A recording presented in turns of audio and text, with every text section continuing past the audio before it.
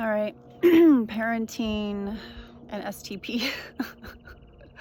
So I have an ESTP son, and last year I dated an ISFJ man, and he had a daughter, and I really think she might be an STP. So the ISFJ ISTP relationship is called the benefactor relationship. It's the relationship of, I think it's trust. It was not a deep relationship whatsoever, so I guess for me it just felt safe. Like, there were a lot of reasons for me not to feel respect for this guy. The only thing that saved that was when I would TI hero him and just give him harsh truths. He took it. So I was like, okay, because of that, we can continue this relationship. He was not healthy at all. When he was really like triggered or drunk, he would display a lot of like narcissistic behaviors and words. Like, I really had to do a double take. Like, so with this relationship, I got to practice using FI a lot. I practiced boundaries a lot. This relationship for me was like a stepping stone, and just practicing loving myself. So I'm grateful for this relationship because it helped me become better.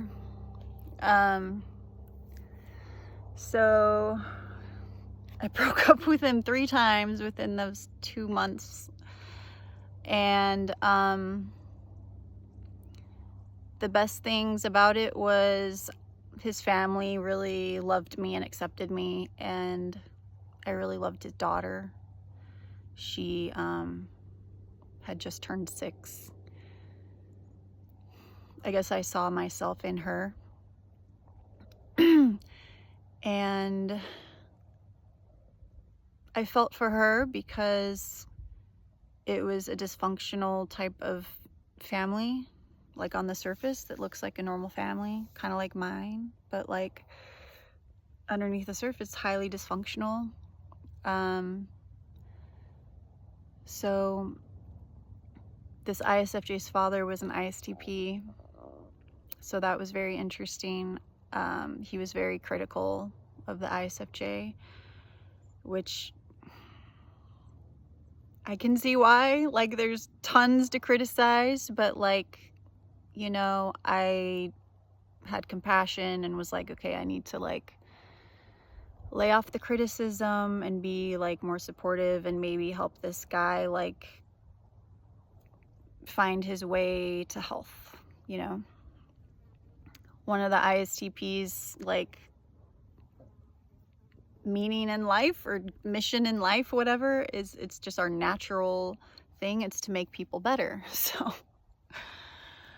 it's just what we do. We can't, it's like every type has their thing, and this is our thing. So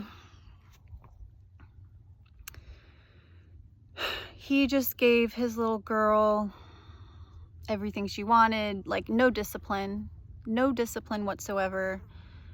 Even the grandmother, who might have been an ESFJ, she was either crusader or wayfarer, I'm not sure. Definitely an extrovert.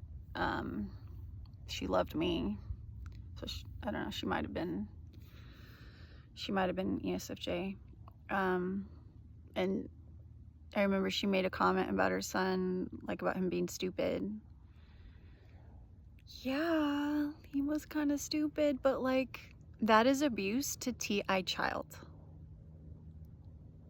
You know, if they knew the cognitive functions and stuff, like maybe they could like avoid saying certain things to the child function and the inferior function. If you abuse those 2 functions, you're basically abusing your own child.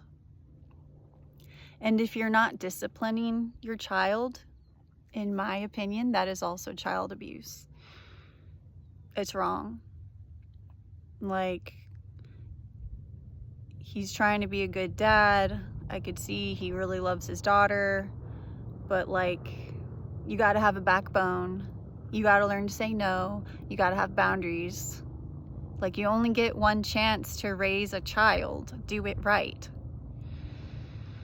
So I remember there was this one day, his child is having this temper tantrum because I stepped in as the parent to basically, like, this is what you need to do. She didn't want to do it. So she knew that crying and like having a little temper tantrum, her daddy would come save her. And I said, go upstairs. I will deal with this. Do not come down until I tell you to come down. It was really hard for him. He kept texting me like, what's going on? What'd she say? I said, everything's okay. I'm stubborn as fuck, so I can wait out this temper tantrum. I can wait it out. It's okay, because I know this is important. This is important for this young lady, this little child. This is important. Discipline is love. So she crying it out, having her little temper tantrum. Must have been like 20 minutes, maybe even 30 minutes. And I just told her, it's okay to cry. It's okay. When you're ready to talk, we can talk. We can talk about it. So finally she figured out, okay, daddy's not coming to save me. And then, you know, she hugs me, and then, you know, we were able to talk it out. And I just talked to her like a human being, and just like was very gentle and honest with her. And I mean, I really can't remember exactly what I said, but I said things to make it make sense to her. And you could tell, like, it's like me putting in that effort to love her, discipline her, make her feel like, hey, you are worthy of me taking this time to wait out your tantrum and then talk to you. And, you know, her behavior really turned around. But, you know, you got to be consistent. So with my own ESTP son, like, when he was, gosh, he must have been 3 years old, maybe, almost 3 years old. God, he was such a cute kid. Such a cute kid. So happy. We had a lot of fun together. Playful, silly together. So anyway, this one evening, like, I don't really go out much, right? But tonight I want to go out. I want to go on a date or whatever. And so of course he's having a little temper tantrum, and I know he's just trying to manipulate me, like, oh, don't go, mommy, no, don't go. And I was just like, oh my God.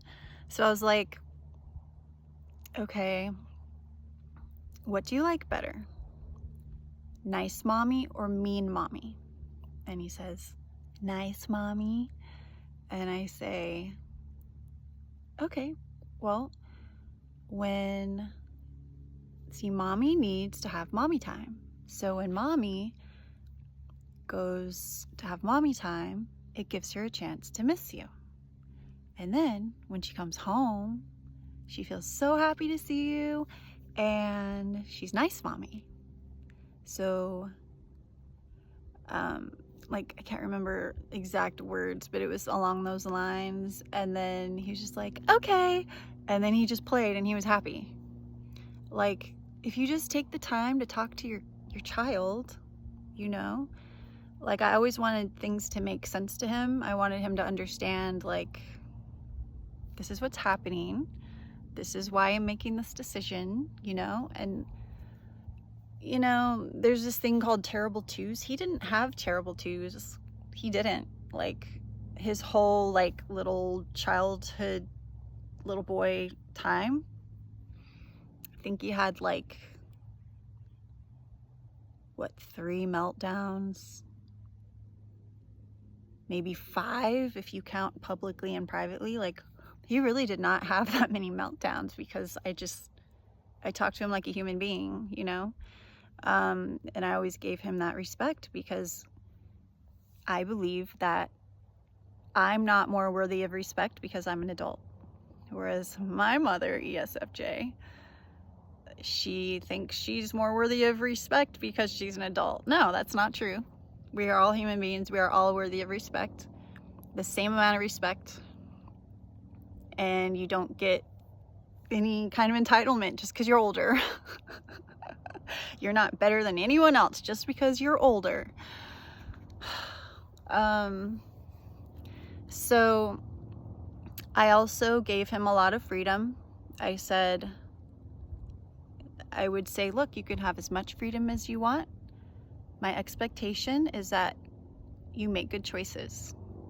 So, you know, for the most part, he did make good choices. Like, again, like, what, 3 times, 5 times, like, not very many times. I had to put the smack down. And of course, when there's a consequence, it's gonna make it hurt. And I know what would hurt him is to have things taken away that he wants. So that's what I would do. I would say, okay, well, you don't get to have this.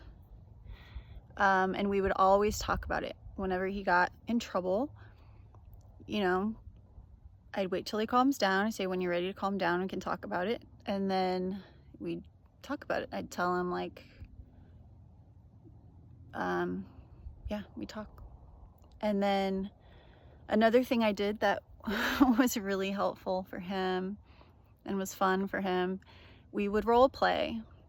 So, like, after, you know, he got in trouble, and then, like, we talked about it, and then I'd say, okay, well, let's role play this. So, okay, you be the mommy, and I'll be you be the, whatever, the dad, and I'll be this daughter, and let's play this out. So that was really fun for him. And so we, like, role played how we could say things differently in the future. And then also with, like, of course, SP's consequences, we are not aware of consequences. So I made that a priority to teach him about consequences. So, like, one of the ways I did that was, like, one time I caught him chewing on an electrical cord. So I looked up on Google pictures of kids who, like, burnt their faces. So I said, look at this. This is what happens to kids that chew on electrical cords and they burn their faces off. And he was like, oh, okay, I don't want to do that again. He didn't do it again. Did the same thing with, like, I looked up, we had this, like, book about drugs in the brain. So that would be, like, a bedtime story I read to him. And then I would, like, Google a picture of a meth addict, and I would say, this is what happens, like, when you do drugs. You look like this, and, like, you don't feel good and whatever, because I don't want him to do drugs. And it's really helpful to see with your own eyes, you know, the consequence. So I did things like that, and it was very helpful. He's always been very loving and all that. Of course, just like any kid, he had his issues, and I'm not going to talk about those because I don't think he'd want me to. I don't want to make him feel disrespected in any way. So,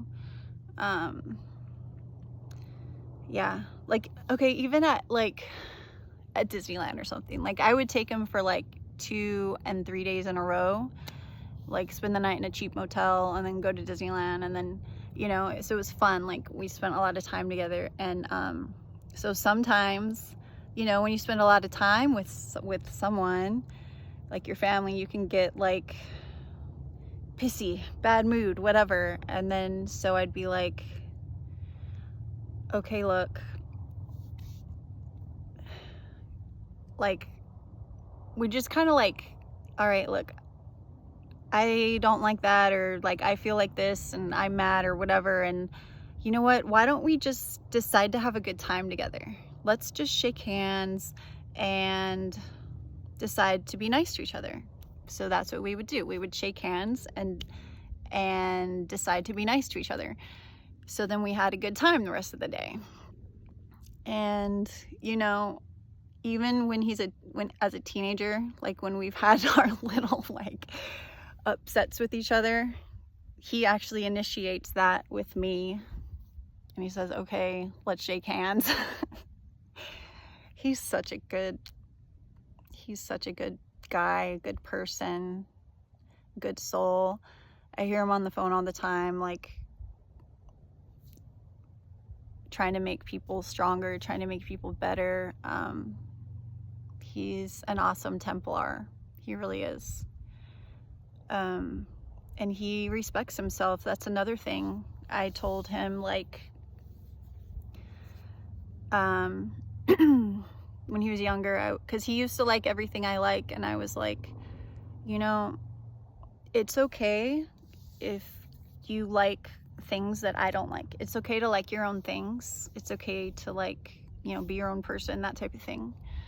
Of course, as a teenager, we ended up like not having a lot of the same interests and stuff, which is fine, because I want him to be his own person. That's wonderful.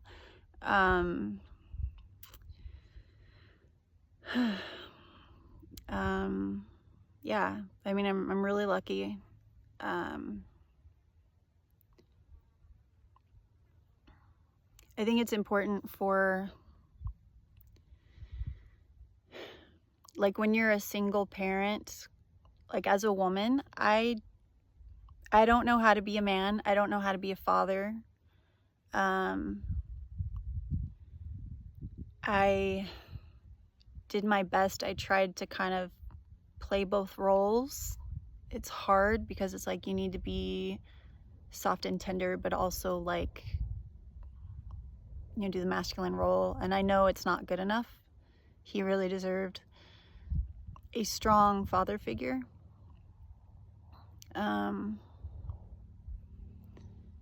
And he's a very strong person. He's turning out to be such a good man, despite all the challenges he's had to face. And I really respect him.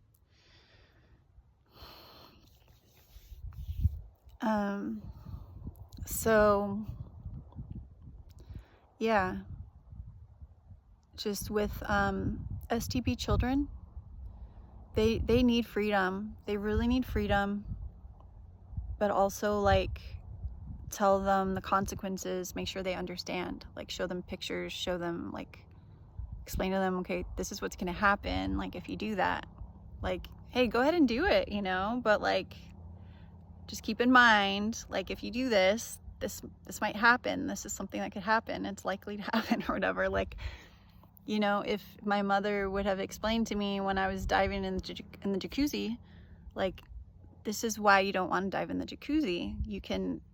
There's a step there, and you can bang your head. And actually, I found out, like, 3 years ago, because I went to the chiropractor, and he, like, took an x-ray of my spine. I actually had a compression fracture in my C5 and C6. And he said it happened when I was younger. And, well, yeah, I could have fucking died from diving in the jacuzzi. Thanks, Mom. So, yeah, like, it's a big deal. It is a big deal. Parents, do better. Do better. Just because you think you know how to raise your parent and you're doing it right, it doesn't mean you're doing it right. Like, if your kid is, like, not happy, if they're, like, acting spoiled, if they're, like, anxious, if they're, like, if something seems wrong, try to figure out why. get help if you need to. Like, I mean, in high school, 10th grade, we took health class. This is before like the internet was a thing, right? So I was in health class, and that's where I learned about depression. And I was like, oh my God, that's what I have. I have depression. I went home and I told my mom, like, I think I have depression. And well, it would have been really great if she was like, oh, well, tell me about that. Like, you know, ask me questions, get me to like talk, listen to me. Instead, she was like, oh my God, I'm gonna have to go talk to your teacher. Like, you need to snap out of this. And she just completely made me feel like I can't come to her anymore. Completely let me down in a big way. So then I felt like I had to hide it. And then it just got worse, you know? So yeah, as parents, we're not going to be perfect. We're going to let our kids down a lot. We're going to make a lot of mistakes, but like, some of these mistakes are preventable. At least give your kids like compassion, listen to them. Like, if you don't know what to do, listen to them. Just listen. And don't think about, oh, what's the right thing, or just listen. That's it. Just listen. Listen. And then repeat back like, oh, so what I'm hearing is like, this happened and it sounds like it's making you feel like this. And if you don't know what to say, just like, it must be really hard. I'm really sorry you're dealing with that. Would you like, can I hug you? And hug them, like hug them. Love them. Listening is loving. Another thing as an ISTP, like, you know, you have like these relatives coming at like Christmas time. People that I barely know. People I barely know. I mean, even the ones that I kind of know, it's like I'm expected to like hug them, and then they kiss me on the cheek. Do you know how much I fucking hate that? It feels invasive, and it sent me the message like, your body is not yours. You're not allowed to say no. It's like, I was never taught that I'm allowed to have a boundary with myself, with my body, even with my emotions. You know, my father, ISTJ, he was very moody and like angry a lot. And I felt like I had to walk on eggshells to accommodate his mood. Or, I mean, I spent most of my time avoiding him altogether. So like,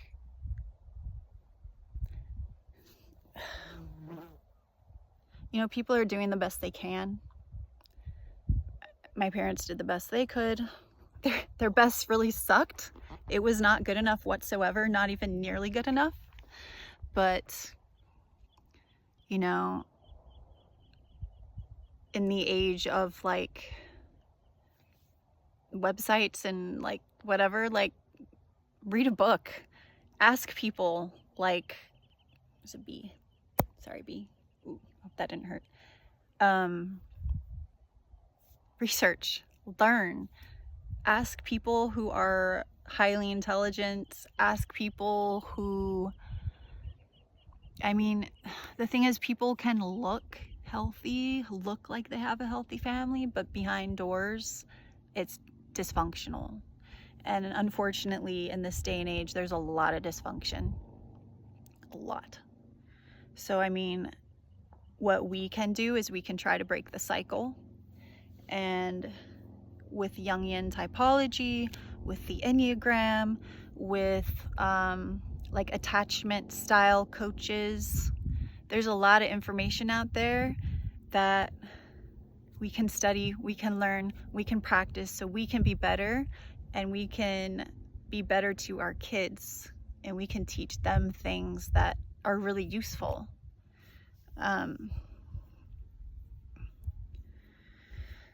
So, yeah, it's important to have a backbone. Have a backbone. And let's all just try and do better. Try and do better and keep trying, one step at a time. Work on one thing, be better at that, be better at that, be better at the next thing, you know? But if all you can do is just listen, listen. Just listen. Listen to your kid. Because they need to feel your love.